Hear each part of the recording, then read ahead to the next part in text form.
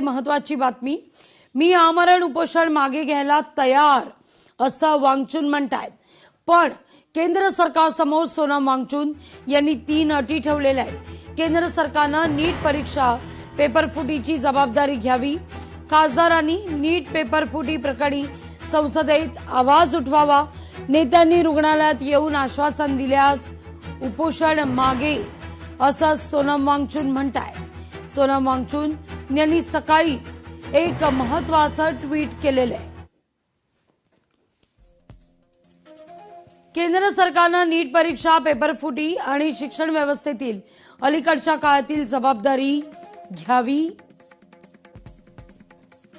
मला आणि अभिजित दिपकेंना संसदेपर्यंत जाऊ देण्यात आलं आणि खासदारांनी आम्हाला नीट पेपरफुटी प्रकरणावर संसदेत आवाज उठवण्याचं आश्वासन दिलं, तर मी आमरण उपोषण मागे घ्यायला तयार, असं वांगचून यांचं म्हणणं आहे. जर माझ्या तब्येतीच्या कारणामुळे मला संसदेत जाता आलं नाही तर खासदार आणि अन्य नेत्यांनी सफदरगंज या रुग्णालयात येऊन मला वरील सर्व गोष्टींबद्दल आश्वासन द्यावं.